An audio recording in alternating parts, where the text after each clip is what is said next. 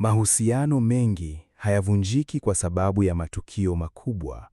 Yavunjika pole pole kwa mfumo wa tabia ndogo ndogo ambazo zinakusanyika kwa wakati, kama maji yanayochomeka taratibu bila kugundulika hadi yanachemka. Wanaume wengi hawazungumzi wazi kuhusu mambo yanayowasumbua. Si kwa sababu hawajali, bali ni kwa sababu wamekuwa katika mazingira ambayo yanafundisha hisia zifichwe, matatizo yashughulikiwe kimya, na kuvumilia kuonekana kama nguvu. Hii yenyewe ni tatizo la kitamaduni linalostahili mazungumzo yake. Lakini leo tunachunguza kwa upole na kwa uaminifu baadhi ya tabia ambazo kwa mujibu wa utafiti wa mahusiano zinaweza kuunda mzigo wa kihisia kwa wanaume wengi, hata kama hawazielezi wazi. Jambo la kwanza ni kulinganishwa na wengine mara kwa mara. Mume wa jirani anafanya hivi, rafiki yake ana hivi. Maneno kama hayo, hata yakisemwa kwa nia nzuri, yanafanya kitu kimoja ndani ya akili ya mtu. Yanasema kwamba kama alivyo sasa hivi, hautoshi.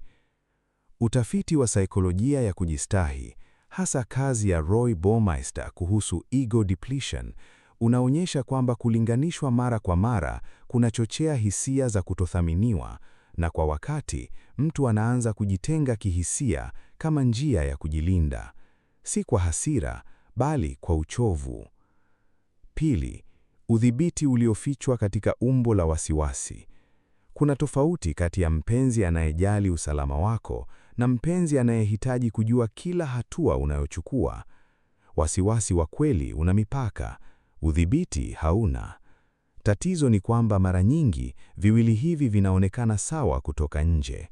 Mwanamke anaweza kusema, ninakuuliza kwa sababu ninakupenda, na labda ni kweli, lakini kama maswali yanakuwa mengi, kama muda peke yake unakuwa mgumu kupata, kama kila mahali anapokwenda kunahitaji ufafanuzi, mwanaume anaanza kuhisi hafanyi mahusiano, anafanya mtihani wa kila siku, na hisia hiyo inachoshea. Tatu, na hii ni nyeti, ni kubadilishwa sauti mbele ya watu wengine. Nyumbani, mazungumzo yana upole, lakini mbele ya marafiki, familia au hata wageni, sauti inabadilika, maneno yanakuwa na ncha. Mchehushi wa ndani anakuwa mtu wa kukosolea hadharani. Utafiti wa Gothman unaonyesha kwamba contempt, yaani kudharau, hata kwa mchezo, ni moja ya ishara hatari zaidi katika mahusiano. Si kwa sababu ni kubwa, bali ni kwa sababu inagonga heshima ya msingi, na wanaume wengi, ingawa hawasemi, wanakumbuka kila wakati walipohisi wadogo mbele ya wengine. Nne, ni kukataliwa bila mazungumzo. Hii si kuhusu mahitaji ya kimwili tu, bali kihisia pia. Pale mtu anaomba umakini, mazungumzo au uwepo, na jibu ni ukimya, simu, au sasa hivi sina wakati. Mara nyingi, ujumbe unaoingia ndani ni huu: mahitaji yako si ya muhimu.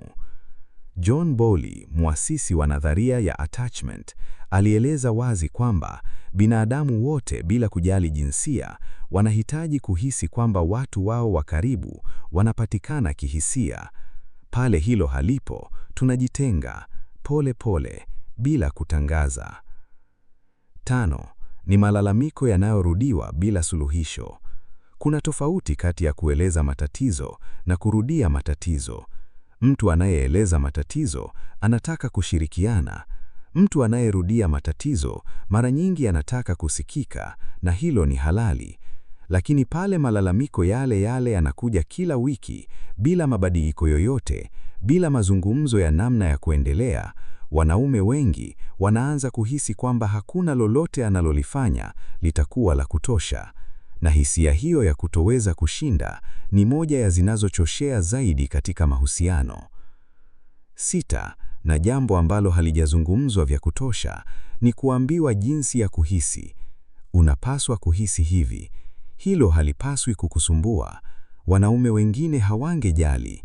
Hizi ni sentensi ambazo zinaonekana ndogo, lakini zinafanya uharibifu mkubwa. Saikolojia inaita emotional invalidation, yaani kukaana uzoefu wa mtu mwingine. Na ingawa mara nyingi husemwa bila nia mbaya, athari yake ni kwamba mtu anajifunza kutoambia hisia zake kwa sababu zitakataliwa au kupunguzwa. Kwa wakati, kimya kinakuwa lugha ya kawaida. 7, na ya mwisho, ni kutokuwa na imani inayoonekana kwa vitendo. Si maneno yanakuamini, bali vitendo vinavyoonyesha imani. Pale kila uamuzi unapoulizwa, kila safari inahitaji ushahidi, kila rafiki anahitaji ufafanuzi, hata kama hakuna sababu ya kweli ya wasiwasi, mwanaume anaanza kuhisi kwamba mahusiano yake yamejengwa kwa usia wa mashaka, si imani. Na mtu anayehisi hivi, hatimaye anaacha kujaribu kuthibitisha chochote. Sasa, jambo moja muhimu la kukumbuka: hakuna mmoja wa mambo haya ambao ni wa kipekee kwa wanawake tu. Wanaume pia wanafanya mambo mengi yanayosababisha maumivu. Mahusiano si mchezo wa upande mmoja. Makala hii si shutuma, ni ulanga wa kuelewa. Kwa sababu mara nyingi, tabia hizi hazitoki kwa ukatili, zinatoka kwa hofu. Hofu ya kupoteza, hofu ya kukosea, hofu ya kutopendwa vya kutosha. Na hofu, pale inapoeleweka, inaweza kubadilishwa. Kama umejikuta ukitafakari mahusiano yako ukisoma haya, hiyo yenyewe ni hatua ya busara. Mazungumzo ya utalifu, muda mzuri na nia ya kweli yanaweza kufungua milango ambayo kimya kimefunga kwa muda mrefu.